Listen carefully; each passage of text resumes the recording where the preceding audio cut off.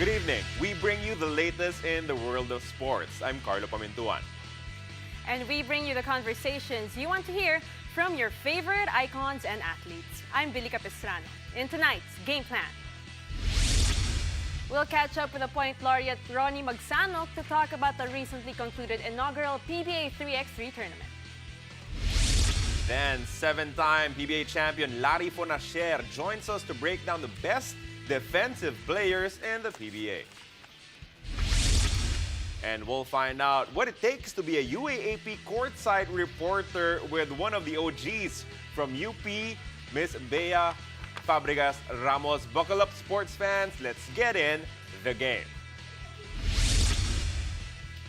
The first ever PBA 3x3 tournament came to a close with the Limitless APPMASTERS grabbing the inaugural Grand Championship. Joining us tonight to wrap up Pinoy basketball's latest milestone is SBP 3x3 Program Director Coach Ronnie Magsanoc. Coach Ronnie, welcome back to the game. Hi, Coach Ron. Thank you. Happy New Year. Happy New Year. Happy New Year, Coach. First of all, congratulations to the SBP, to the PBA, of course, for launching itong PBA 3x3 Lakas ng Tatlo. Working from behind the scenes, from day one you were there. Can you just tell us how happy you were with the outcome, with what happened, with the elevation of 3x3 in the country? We were really overexcited with regard to the acceptance or yung pagyakap ng mga kababayan natin sa PBA 3x3. Number one, because it offers a new brand of excitement, a new brand of basketball under the umbrella of the PBA. Number two, merong panibagong kabuhayan para sa ating mga 3x3 specialists. And number three, maraming magandang bagong storya ng buhay dun sa ating mga manlalaro na siya namang isa sa parte ng ating mission sa SBP na di lamang tulungan ang federation na mag-qualify sa qualifying Olympic tournaments para sa Paris 2024 Olympics, kundi magbigay din ng pagkakataon or avenue for the players to find another way of living, and that is the PBA 3x3 brand of basketball. Now, absolutely, Coach. Totally agree with you on that one. Now, let's talk about the amazing run of the Limitless APPMASTERS. Coach, they had 3 championships in 3 weeks, of course, culminating in the grand finals. Now, what can you say about this team? Gaano sila ka-impressive? Because I believe they are the only team to win multiple legs here in this tournament. That's correct, Billy. Very impressed in the last 3 weeks. In fact, ang equivalent na suma total ng kanilang 3-week effort ay 950,000. Dalawang leg wins at isang Grand Finals championship to be crowned as the first conference champions. Very impressive run by Coach Willie Wilson and the rest of the APPMASTERS. Pero kung babalikan mo talaga yung first leg pa lang, kung hindi sumakit ang tiyan ni Brandon Rosser, ay niwala ako umabot na sa dulo itong Limitless APPMASTERS. Probably, nung naka-recover si Brandon Rosser at pumasok sa roster itong si Jory Napoles, nag-iba eh. And then the emergence of Raymar Caduyac as a go-to player and a stabilizing force for the unit, lalong tumibay. Pero sa akin, ang isa sa sekreto nila, si Marvin Hayes. The beast of burden, a workhorse who suddenly developed his knack for hitting important two-point shots. And eventually, their much-vaunted defense was able to formulate a high-octane offense. Dahilan kung bakit napakahirap silang talunin nung last 2 legs, leg 5 at leg 6, at pagdating sa Grand Finals. Coach Ronnie, as you said, no, ang gaganda ng mga storya. You have Marvin Hayes at nag-try out lang to try and join the Limitless APPMASTERS, being given the chance. Tapos sabi niya nga, nakapagbayad siya ng utang niya because of the money that they won from legs 5, 6, and the Grand Finals. But talking about Limitless and the rest of the teams, no, Limitless only won 1 game in leg 1 against the Zamboanga Valientes MLV. So, they vastly improved throughout those 6 legs and into the Grand Finals. Nakita nyo rin ba ito, the improvements coming from all the teams from top to bottom because they got to play a lot more 3x3? Correct. Yung constancy at frequency ng paglalaro, yan yung talagang kahalagahan ng PBA 3x3. Sustain, develop, and program for them to be really 3x3 specialists. I've seen nearly 200 games because we have played 200 games in 6 legs and 1 Grand Finals. Hindi lang Limitless yung umangat yung antas. Lahat sila. In fact, mabibilang mo na lang sa isang kamay yung mga players na napapagod. Hindi na sila napapagod eh. Naka-adapt na sila ng gusto. At higit sa lahat, napakahirap ng manalo sa bawat laban. And that is exactly what we had envisioned in terms of parity, in terms of excitement in the competition. Yung tulak, of course, ng PBA 3x3, galing yan sa PBA Commissioner, sa PBA Board. Of course, through the leadership of the PBA 3x3 Chairman na si Governor Dicky Bachman at Tournament Director na si Coach Joey Guanyo. At ito rin naman yung bilin sa amin ng SBP President na si Sir Al Panlilio to make sure that the games are not just competitive and exciting, but it should grow the brand na maalala ng mga kababayan natin na bago sila maglaro ng 5x5, naglaro muna sila ng tatluhan outside of the indoor courts. Coach Ronnie, final question. As we all know, no, wala munang PBA for this week because of the alert level 3. But can you tell us what the plans are moving forward for PBA 3x3? Will we see new teams? Will we have, the same kind of setup as the first conference? What is in store for us sa tatluhan? We just finished our recap meeting yesterday with the good chairman, Governor Dicky Bachman. At marami siyang pinunto sa amin in terms of improvements and things that we can work on. But for the second conference, from the 13-team roster of teams in the first conference, meron na tayong isang papasok na panibagong guest team. At yan ang Master Sardines. And hopefully in the third conference, along the pipeline or in the pipeline, meron ng pang 15 team na kumbaga showing interest. So, the biggest change right now is the tournament format. Magbabago yan dahil from 13 teams, akit tayo sa 14 teams.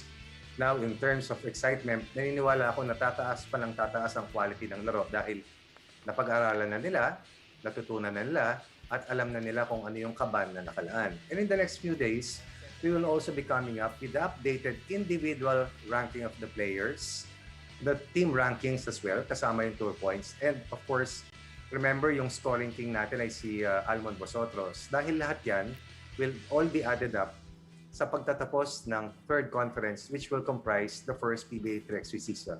At meron tayong mga karera and mga citations that goes hand in hand. Pero sa ngayon, yung mga top individual players sa PBA 3x3 ang bibigyang pugay natin at ipapakita natin yung kanilang mga numero at mga puntos na nakuha base sa kanilang mga lalaro, base sa kanilang mga in-score, and all these were extracted through the FIBA Premium Event Maker by our event maker na si Mr. Nante Azores. Now, lots to look forward to. Maraming salamat sa lahat ng updates, Coach Ron. Pero before we let you go, very fun question lang, quick question.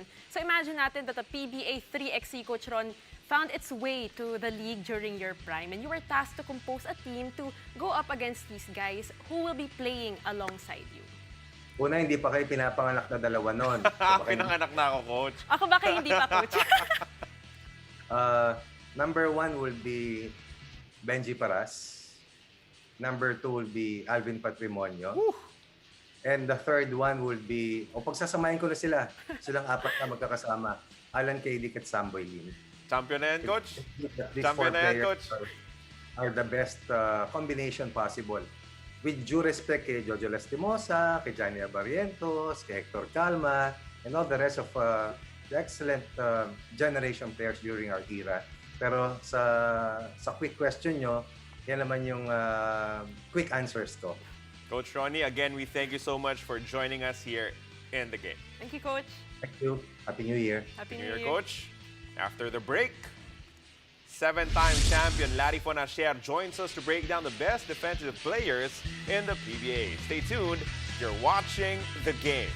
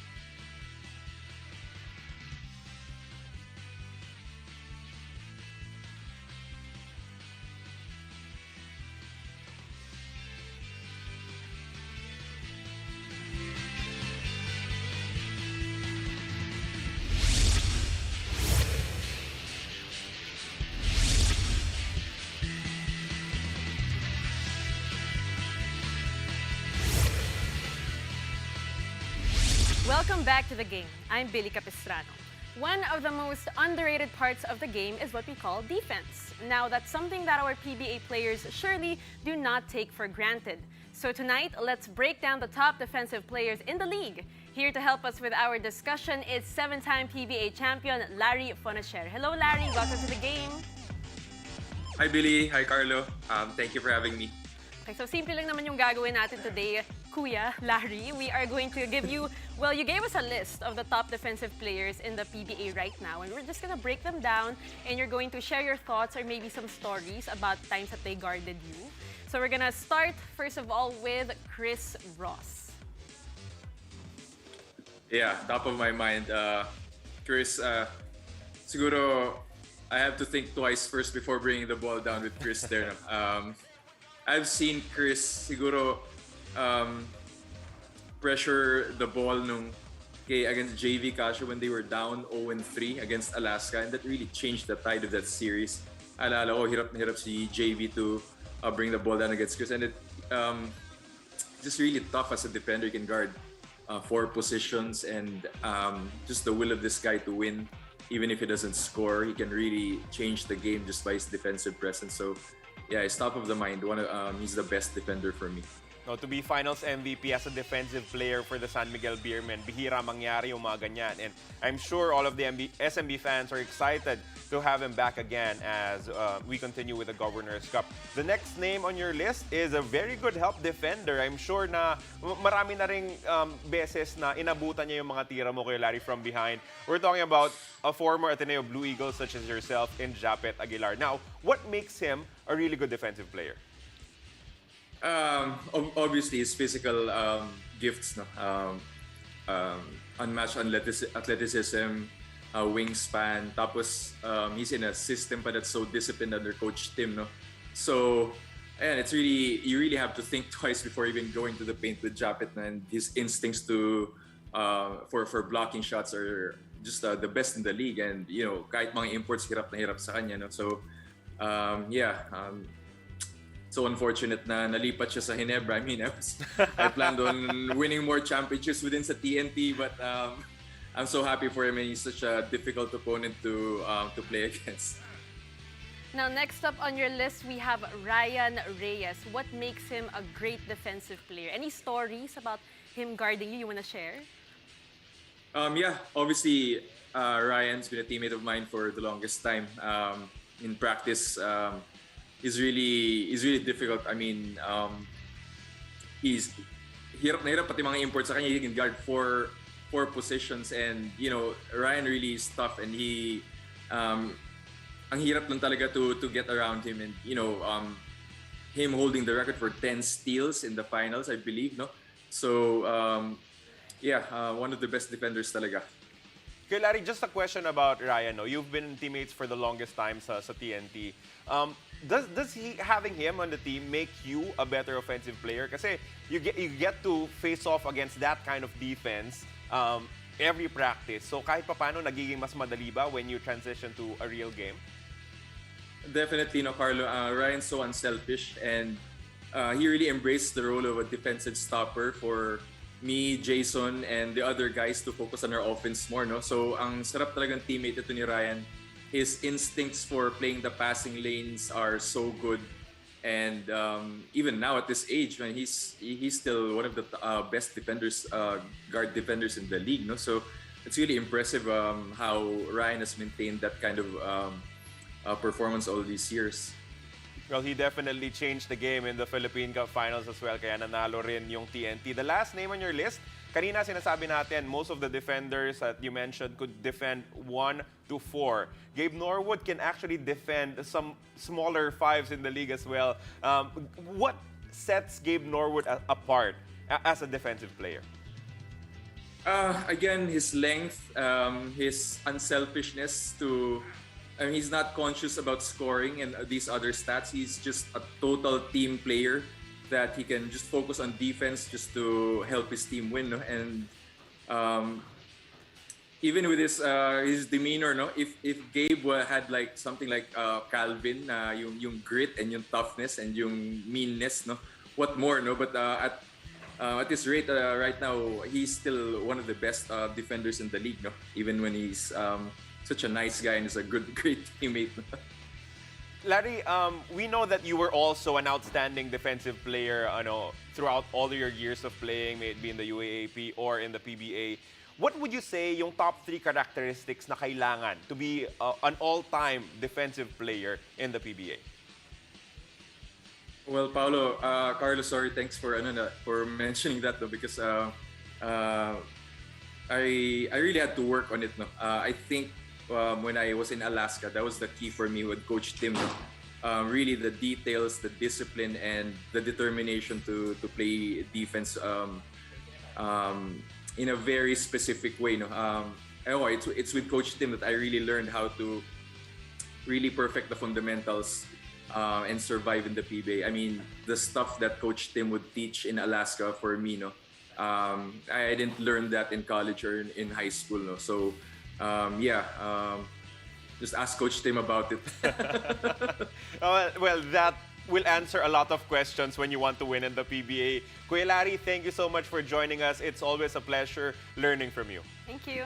Thank you, Carlo, Billy. Thank you so much. Now, when we return, what's it take to be a UAAP courtside reporter? We'll find out from the OG from the UP Maroons, Bea Fabregas Ramos. Stay tuned, you're watching The Game.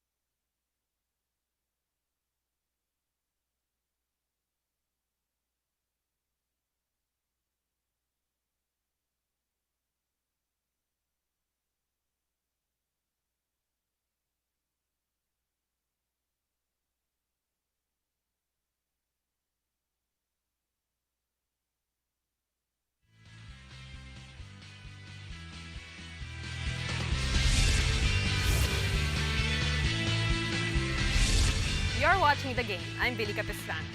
What does it take to become a UAAP courtside reporter? Let's find out with one of the OG courtside reporters from the UP Fighting Maroons back in season 75 and 76. My courtside sister, Bea Fabregas Ramos. Bea, welcome to The Game. It feels so surreal to say that, but hi, Bea. Billy, Carlo, hi. Happy New Year. I'm so happy to be here. Yes, we are so happy to have you with us. And actually, Carlo and Bea, to commemorate this moment, since we're going to talk about your experience as a courtside reporter, Bea, I have my first ever report. It was DLSU versus UP in 2012. Yes. I just exposed our ages. Season 75, ito yung first report ko. Can you believe that was how many years ago? First of all, I can't believe that you still have that report. I do remember that we were so nervous. Parang nagdasal muna tayo before we went on air. But it was I think it was a very interesting season because we were all new. So that was really exciting for us. I think we were 8 new courtside reporters. We had no idea what we were doing. So it was kind of like a sisterhood that really just bonded us all. Bea, first of all, thank you for joining us here in The Game. Thank you for taking time out from hanging out with your cute na baby Tyler. to join us. Bea, can you just walk us through what it took to be a courtside reporter? Was it something you really wanted to do? Were you convinced to do it? Can you tell us the story of how it happened? I think it's very common. People are not as informed on how to be a courtside reporter. I remember, because before I became a DJ, I was a student DJ, and when I auditioned for that, they were like, "Oh, you love basketball. You're a big fan, and you know the game. You should audition for courtside." I remember it was Aaron Ataide who told me, and I was just like, "What? Like you auditioned for that? Like that's a thing?" As in, I was really clueless. I was always a fan of the UAP, but I wasn't aware that that was something that you could audition for. And so I remember I grabbed my friend Katz and we walked into ABS-CBN during lunchtime, and I actually bumped into Mickey, our wonderful Mickey, and they got our applications. And I was just like, okay, so yun na yun. And it was a month-long audition process, and it was a very, very grueling. I mean, Billy will remember, like week after week, there were so many rounds. There were like 5 rounds. And so I think they really wanted to make sure that, we knew what we were getting into, because, people love the UAP. So you kind of have to be aware that, when you're there, you're still a student, you're still there to enjoy, but it's serious business. So I don't think people understand how hard it is to be a courtside reporter. Yeah. So people just think that, we get handed our reports, that we actually write Yes. our own reports. Yeah. A lot, goes into just coming up with reports, attending practices and all of that. And yes, it was such an amazing experience, a very difficult experience, but an amazing one at that. Bey, how did this experience change your life? Well, first of all, I have 1 win to my name for 2 seasons. So, mas madami pa yung season ko sa panalo. But, so in that sense, being the UP courtside reporter at the time, I had to be resourceful. I had to persevere. I had to be creative. I had to, there were a lot of things, because we were getting blown out game after game. And obviously, you don't want to report something that's just like, you want to make sure that you're representing your team well. And so I was really forced to look for, stories and angles of what these athletes were going through a 0-14 season. And it still kind of breaks my heart to say it. Yeah, but also I think, just personally, it really just taught me. Bey? Yes, can you hear me? Go ahead, Yes. go ahead. I guess personally, to not compare your career paths, like in anything in life, because I guess, courtside is kind of it's a stepping stone to, there's a lot of attention. I can't even imagine what it would be like today with Twitter and how social media works. And I guess the best thing that I learned was to not get distracted and to focus on why I was there in the first place. And it was to embrace, the role, to take in the fact that you had, literally you could see everything that the team was going through. You had tickets to every single game, and I just kind of embraced that UAP experience. And yeah, I think again, sorry to everybody on those teams, but yeah, I mean, just to say, to not have a lot of wins was, you see the Ateneo LaSalle games. They were so huge, they were so exciting. And then sa UP, we literally had to find people for me to be reporting in front of, because walang tao. So, I mean, that kind of like, you have to build a confidence and you have to believe in yourself. And so I think if there's anybody that's watching that wants to be a courtside reporter, you have to really believe that you can do it, and you're gonna report for your team and represent them well. Always fun talking to you, Bea. But one last question for Billy na rin, of course. You elevated the experience of the game as courtside reporters. If you have one characteristic that is required for anyone wanting to follow that path, what will it be, Bea? Well, if there's one, I think it's to want to keep learning, it's really to just be able to enter and to be a sponge. I mean, I know you say that a lot. You hear, you have to be a sponge, take it all in. But it's true, especially with the UAP, because it all happens so fast, like one game after another. You don't even know it's the end of the season already. And it's kind of hard to see like your growth. But I swear, every single game, every single practice, you're learning, you're taking something in. So I think it's really just to be open and be ready to learn. Well said. Now, Billy? You know what, Bea? Gaya-gaya ka talaga kasi yun yung answer ko dapat. Really? Yeah. Vibes talaga tayo, aligned. But yeah, willingness to learn because it's not gonna be easy, you know. When we started, I didn't know anything about reporting. I had no background in hosting. So it was, you know, it was just a fun experience trying to learn everything. And I think the most important thing is you're just ready to learn and absorb everything like a sponge. Yeah.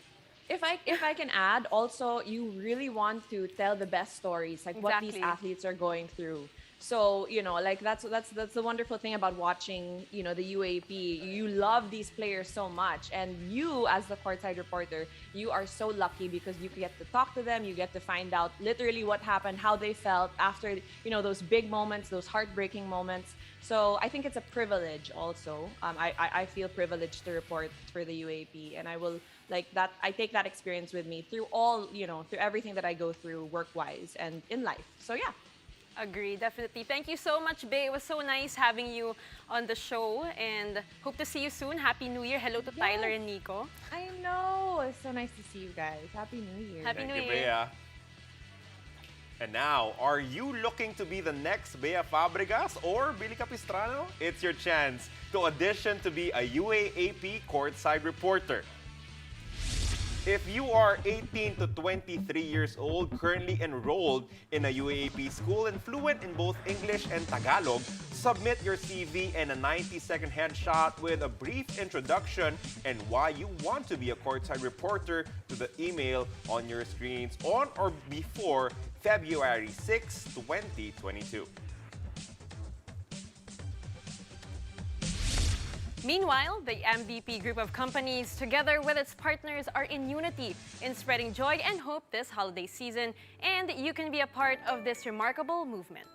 This time, beneficiaries of the Ateneo Center for Educational Development received a holiday surprise. Let's watch this.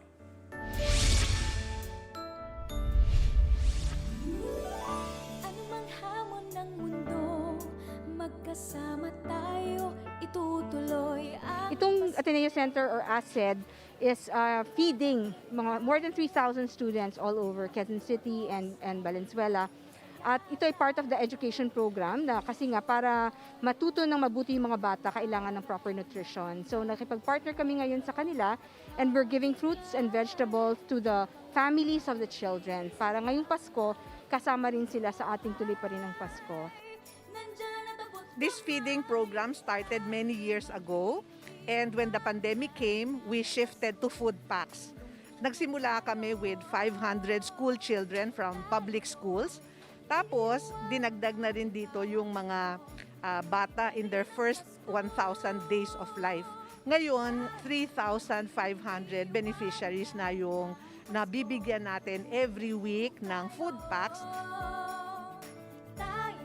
Masayang-masaya kasi sobrang laking tulong po yan sa amin. Lalo na ngayon na medyo hindi namin ramdam na magpapasko. Ayun po, nararamdaman na namin na talagang Pasko na. Kasi maraming tumutulong sa amin na nagbibigay. Maraming salamat po sa naibigay ninyong tulong sa amin. More blessings po, more power, tsaka God bless din po. Sabihin natin ang budget lamang ay 90 pesos a week, 360 pesos a month. Hindi naman ganun kalaki yun. Sa tulong na yun, masasagot natin ang malnutrition ng mga bata. Kaya hinihiling namin ang tulong ng marami. Kahit isang bata lamang, kung 1 milyong Pilipino ay tumulong sa isang bata o 1 milyong bata ang matutulungan natin. Mula sa MVP Group, tuloy pa rin ang Pasko. Maligayang bayanihan, Pilipino! Our part and spread the Christmas cheer to our fellow kababayans. You may send your donations to the accounts flashed on your screen or contact us on the following details. Tara na sa isang maligayang bayanihan, Pilipino!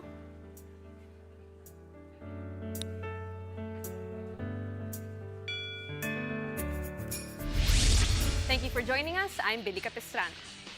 And I'm Carlo Pamentuan, and this has been The Game.